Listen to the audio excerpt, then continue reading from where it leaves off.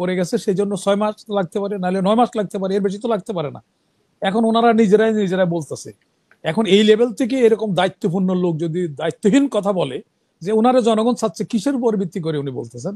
জনগণ মাপছেন কিভাবে? মজা যারা পাইছে, যারা লুবি লোক, তারা শেয়ারের মজা পেয়ে গেছে, তারা এগুলি বিভিন্ন বাহানা তৈরি করবে। তো বাহানা তৈরি করার জন্য, যার জন্য স্পেসিফিক তারা ডেট বলছে না, ওই সময় আবার আরেকটা সিচুয়েশন ক্রিয়েট করবে, বলবে যে এখন তো এই ব্যবস্থা ইলেকশন করার কোনো না। এগুলি আমাদের কি, আমরা কি মফিজ? আমরা না তাহলে বলতে পারতো না, তাদের কাছে এভিডেন্স না থাকে তারা বলতে পারতো না। কিন্তু এখন দেখা যাচ্ছে যে কিছু লোক গালাগালি করছে, এগুলি সৃষ্টি করছে সরকার, যে জনমত তৈরি করার জন্য, যে আমাদের এটা না থাকলে হবে না, এটা না হলে হবে না, ওইটা না হলে। হাসিনা তো একই কথা বলছে, এর সাথে তো একই কথা বলছিল। আমি সোজা সাপটা বুঝি, আমি সোজা সাপটা যদি কথা বলি, তাহলে এই গভর্নমেন্ট হলো রুটিন ওয়ার্কের গভর্নমেন্ট। এই গভর্নমেন্ট কাউকে করিডোর দেওয়া, অন্য কিছু দেওয়া, কে জনগণ কি বলছে না বলছে এগুলো দিকে তাকানো তার এটা কর্তব্য দায়িত্বের মধ্যে পড়ে না। কারণ আমরা যদি একটু ব্যাকে যাই, দেখি যে এটা শেখ হাসিনা পতনের কিছুদিন আগে বলছে জনগণ আমাকে চায়।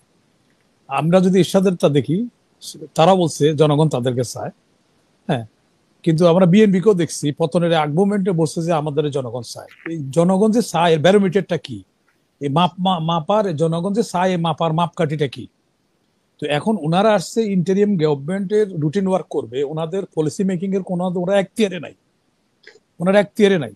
তো সেখানে উনি যেটা তার এখতিয়ারে বহির্ভূত, যেটা তার সাবজেক্ট না, ইট ইজ নট তার তো তাহলে সেই কেন ওখানের মধ্যে এসে বলতেছে? আর জনগণের কথা কেন বলা হচ্ছে? কারণ শেয়ারের মজাই মজা। তো শেয়ারের মজার জন্য এখন মজা পেয়ে গেলে আর ওটা তো কেউ ছাড়তে চায় না, এই দেশে তো সেরকম নাই।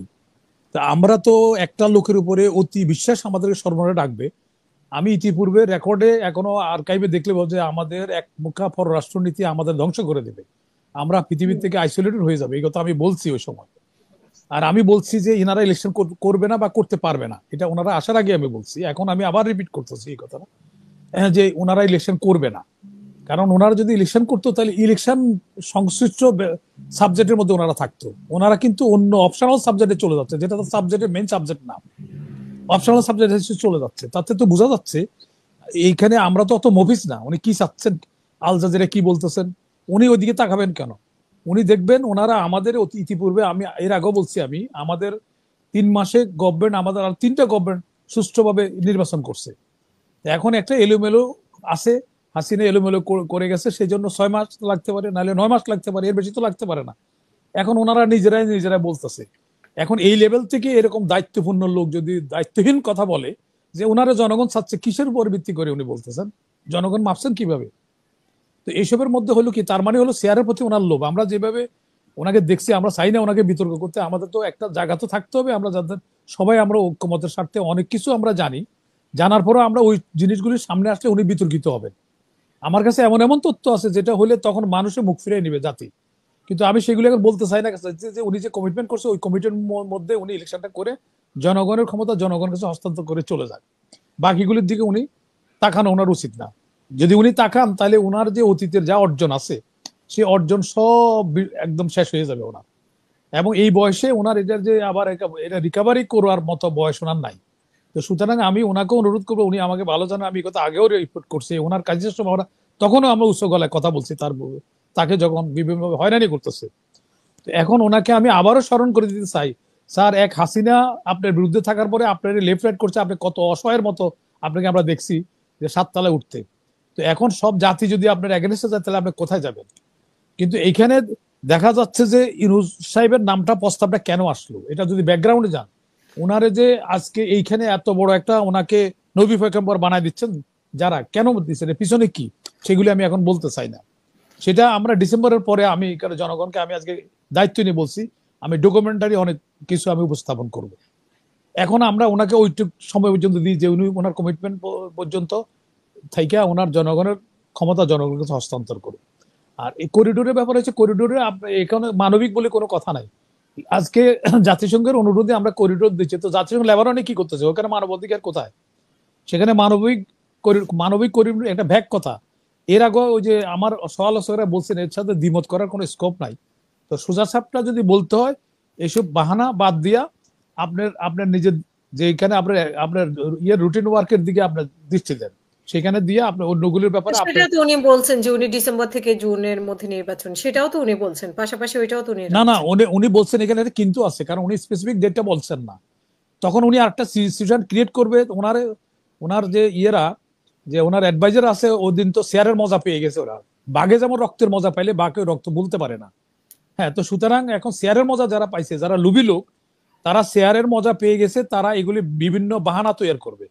তো বাহানা তৈরি করার জন্য যার জন্য স্পেসিফিক তারা ডেট বলছে না, ওই সময় আবার আরেকটা সিচুয়েশন ক্রিয়েট করবে, বলবে যে এখন তো এই ব্যবস্থা ইলেকশন করার কোনো না। এগুলি আমাদের কি, আমরা কি মফিজ? আমরা কিছুই জানি না? আমরা কি, আমরা তো লেখাপড়া করছি। উনি অনেক অনেক ক্ষেত্রে আমরা অনেকের চেয়ে আমরা ভালো পারফর্ম করতে, এটা লোকে বলে। হ্যাঁ, তাহলে আপনি ওই যে মহসিন রশিদ সাহেব বললেন যে আপনি একটা জিনিস দেখে যে উনি কোন কাজটা, একটা সিঙ্গেল ইনস্ট্যান্স দেখা যায় এই কাজটা উনি ঠিক করছেন। আগের সরকারের কমিটমেন্টের আইএমএফ এর টাকা আনতে পারেন, ইনস্টলমেন্ট টাকাটা তারা দেয় না, তারা পিছাইছে। উনি কোনো সুদমুক্ত কোনো ঋণ আনতে পারছে? উনি নিজের শেয়ারের জন্য 106 জন সিনেটরের আনছে একটা গ্রামীণ ব্যাংকের এমডির পদ রক্ষা করার জন্য। কিন্তু উনি কি জাতীয় স্বার্থে ফালানির ব্যাপারে কোনো স্টেটমেন্ট দিছে? এই ছাত্রদের আন্দোলনের সময় উনি কোনো স্টেটমেন্ট দিছে? একবার আমাদের জাতীয় ক্রাইসিসের সময় রফিকুল হকেরা দুইজনকে বসাইতে চাইছে, দুই নেত্রী, উনি কোনো ভূমিকা রাখছে? জাতির যে ক্রাইসিসের সময় উনি কোনো কথা বলছেন? বলেন নাই। তো এখন সেটা আমি এখন বলতে চাই না, ওনাকে আমরা বেনিফিট অফ ডাউট দিতে চাই যে উনি ওই যে কথাটা বলছে ওই কথার মধ্যে ইলেকশন করে উনি যান। আর এখন উনি আচ্ছা এখন আরো এই যে দেখা স্ট্যান্ডবাজি করে বিডার চেয়ারম্যান আনছে, বিডার চেয়ারম্যান 13 জায়গায় চাকরি পরিবর্তন করছে একটা বাচ্চা ছেলে। এর আগে যারা ছিল, সামাদ ছিল, সামাদ প্রিন্সিপাল সেক্রেটারি, কাজী আমিন তার বেসের প্রথম, তারা করতে পারে না। এখন বিডা এখানে ওই যে আইসিটি পার্ক করছে, ওখানে ওটা আলাদা একটা আন্ডারে, বেজবা আছে ওটা আলাদা একটা আন্ডারে, ও কেউ কারণ না, এখানে 3টা অর্গানাইজেশন একসাথে করতে পারে না। আর এখানে আমার কাছে বিশ্বস্ত সূত্রে খবর, এবং ওই যে বিডার অনেক সিনিয়র লোকজনও আমাদের জানাশোনা, আমার এখানে, আমি এখন নাম মেনশন করছি না, আসছে বলে যে আপনাকে আমরা থ্যাংকস জানাইছি, আপনি যখন বলছেন যে এই স্ট্যান্ড বাজিয়েছে বাসের যে ক্যানভাসারের চেয়ে বেশি ক্যানভাস করে ওষুধ বিক্রি করার সময়। এইসব কথা তো আমরা, সালমান রহমানের তো এরকম করছে, অ্যাডভার্টাইজমেন্ট করছে, রোড শো করছে, তো আমাদের কি আসে? কিছুই আসে নাই। এখন ওনার সাবঅর্ডিনেট অফিসারদেরকে বলছে, ভাই আমি তো এত টাকা খরচ করলাম এটা করে, তারপরে তোমরা একটু ওদেরকে রিকোয়েস্ট করে একটা আশ্বাসের জন্য একটা রিকোয়েস্ট করো। পাওয়া তো দূরের কথা, যেহেতু কমিটমেন্ট পাওয়ার দূরের কথা, কমিটমেন্ট করছে এটার জন্য রিকোয়েস্ট করে তারা এই কমিটমেন্ট নিচ্ছে। 3100 কোটি টাকার উনি কমিটমেন্ট পাইছে, আশ্বাস পাইছে। আশ্বাস আর বাস্তবতা এক জিনিস না। এবং ওনার অফিসের এই বিডার সিনিয়র লোকজন, আমাদের আমি নাম মেনশন করলে ওদের ক্ষতি হবে, ওনারা নিজেরাই বলতেছে যে ওনাদেরকে রিকোয়েস্ট করছে যে ওদেরকে যারা দুই একজন ইনভেস্টর আসছে তাদের রিকোয়েস্ট করো যে অন্তত আমাদের একটা আশ্বাস দিলে আমরা নিজেরকে ফেস সেভিং হয় আমাদের, যে এত আয়োজন করলাম তার মানে অশ্বডিম্ব পাইলাম। তো এইসব করে কদিন নিয়ে করা যাবে? এইসব করে তো একটা, আমি জানি না এই বয়সে ওনারা কি সাওয়ার পাওয়ার আছে, ওনার কি ভবিষ্যৎ আছে ওনার, উনি কেন এদের ফান্দায় পড়ছে। আরেকটা জিনিস লক্ষ্য করা গেছে যে যখন এরকম স্বৈরাচারী সরকার বলো অন্যরা যারা থাকতে চায়, তখন তারা একটা গ্রুপ তৈরি করে প্রপাগান্ডার জন্য, হঠাৎ করে এই গভর্নমেন্ট বেশি দিন রাখার জন্য প্রপাগান্ডা হচ্ছে, এটা রাষ্ট্রের টাকা খরচ করে করা হচ্ছে, যেটা শেখ হাসিনা আরাফাতকে দিয়ে করা হয়েছিল। যখন এটা জনগণ এটা বুঝে, যারা এস্টাবলিশমেন্টের এগেনস্টে কথা বলে তারা স্বচ্ছ না হলে বলতে পারতো না, তাদের সাহস না থাকলে বলতে পারতো না, তাদের কাছে এভিডেন্স না থাকলে তারা বলতে পারতো না। কিন্তু এখন দেখা যাচ্ছে যে কিছু লোক গালাগালি করছে, এগুলি সৃষ্টি করছে সরকার, যে জনমত তৈরি করার জন্য, যে আমাদের এটা না থাকলে হবে না, এটা না হলে হবে না, ওইটা না হলে। হাসিনা তো একই কথা বলছে, এর সাথে তো একই কথা বলছিল। তো এখন আমরা কেন এত ওই কিছু দালাল শ্রেণীর লোক সৃষ্টি করছে, দালাল, এরা কি বলবে, এরা এসব দালালেরা এগুলি যখন কোন এস্টাবলিশমেন্টের এগেনস্টে কোনো কথা যায়, কোন লোকের তাদেরকে ফিরেস্তা বানায় ফেলতেছে।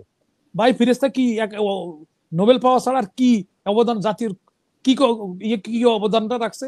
আর এসএমই লোন দেওয়ার পরে গ্রামের যে যারা গ্রামীণ ব্যাংকের বেনিফিট পাইছে তারা কি গাড়ি চালায়, তাদের বাড়িতে কি বিল্ডিং হয়েছে? আমরা গ্রামে যাই না, আমরা দেখি না ওরা কি করছে? ওরা কোনো মতে খাইয়ে পড়ে আসছে, তবু আমরা সেই ক্রেডিটটা দিতে চাই জাতির জন্য আনছে, যেভাবে আনছে।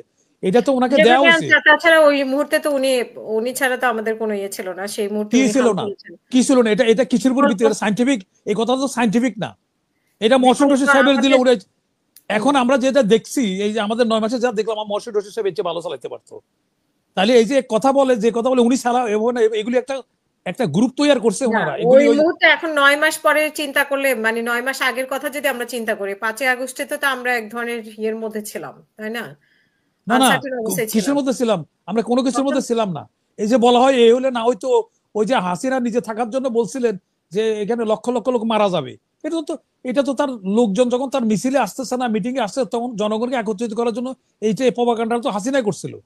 এখন প্রপাগান্ডা করতেছে ওনারা নিজেরা বেশি দিন থাকার জন্য।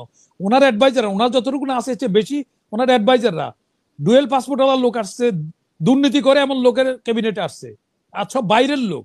এখানে যারা আছে এদেরকে পছন্দ হচ্ছে না ওনার। তো এখন এগুলি আমরা কি বলবো? এখন আমরা ওনারা অতটুকু আমরা বলতে চাই না। আমাদের কাছে যে ডকুমেন্টারি এভিডেন্স আছে আমরা এটা ডিসেম্বরের পরে তুলে ধরবো যে আমাদের কাছে কি কি আছে। আর জনগণের যে এরকম করছে, একটা লোকের উপরে নির্ভরশীলতা সব সময় নবী পয়গম্বরদেরও ভুল হয়।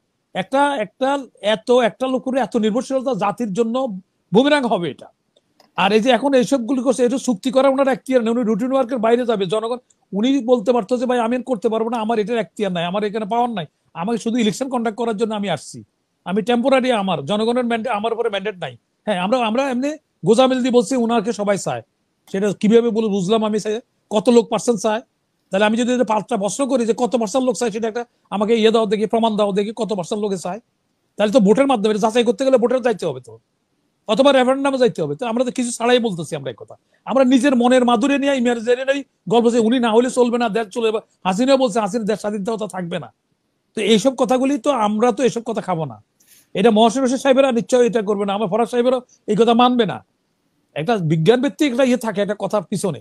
তো আমি আমি বলবো ওনার কাছে, আমি যেহেতু উনি আমাকে ভালো জানেন, আমি ওনাকে বলছি আমি বাধ্য হচ্ছি, আপনাকে আমরা মানে আমি বিনীত অনুরোধ করব স্যার, এইসব ডানে বামে এইসব না থাকায়, মানুষের পরামর্শ না ধরে, নিজের একটা লোকের 84 বছরের পরে আর কি ভবিষ্যৎ থাকতে পারে, আপনি এখন নিজের গুলি আগে ধরে রাখেন, নিজে যেটা অর্জন করছেন সেটা ধরে রাখেন, আর বাকিগুলি বাড়তি ইয়ে বাড়াবেন না। বাড়াইয়া নিজের অতীতের যা পাইছেন সবগুলি চলে যাবে আপনার।